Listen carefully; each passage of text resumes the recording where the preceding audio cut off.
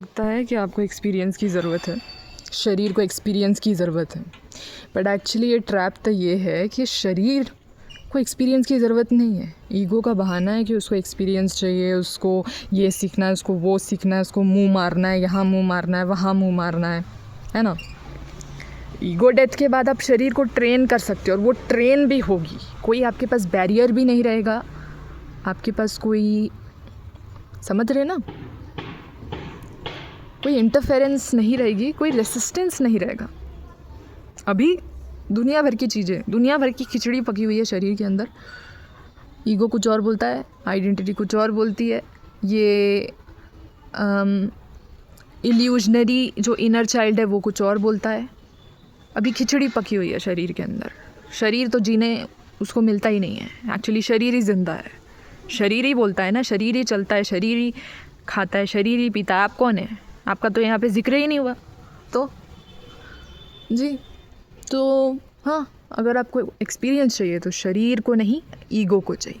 अगर आपको ये लगता है कि नहीं, अभी ईगो डेथ नहीं होनी चाहिए, थोड़ा बाद में, तो शरीर नहीं बोल रहा है, ये आपका ईगो बोल रहा है, क्योंकि उसको मज़ा आ रहा है शरीर को दबाने, शरीर को तड़पाने, शरीर को एक्सप्रेस नहीं करवाने। समझ रहे हैं? जो एक्सपीरियंस की बात हम कर रहे हैं वो ईगो डेथ के बाद हो जाएगा, क्योंकि आप फिर रिवायर भी कर पाएंगे शरीर को। जितनी माँ बहन ने किया है, ईगो ने हैबिट्स डाला है, घटिया बिलीफ डाला है, वो पर्ज तो होने ऑटोमेटिकली स्टार्ट हो जाएंगे जैसे ईगो हटेगा, ऑटोमेटिकली। अगर दो फ्रेंड्स के बीच में एक टांग अड़ाने वाला कबाब में हड्डी बन रहा है, अगर वो हट जाए तो ऑटोमेटिकली रिलेशनशिप वर्क हो जाएगी ना। यही काम है, यही है।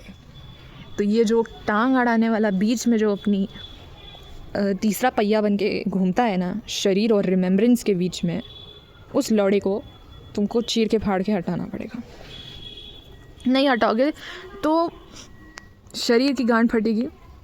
एज अ रिज़ल्ट आपका ईगो, जो आप अपने आप को समझते हैं, वो बोलते रहेगा कि लाइफ तो मेरी गांठ ही फाड़ता है, और फाड़ेगा भी, क्योंकि आप तो गलाना चाहते नहीं हैं।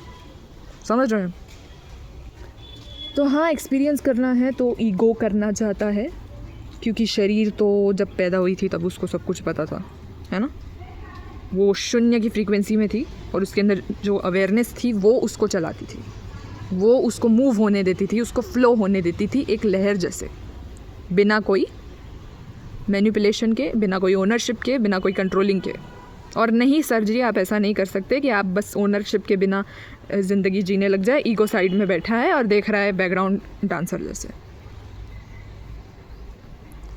बैकग्राउंड में तो ताता थैया कर रहा है ना वो, है ना। तो कहाँ से तुम्हारा वेसल फ्री है पूरी तरीके से?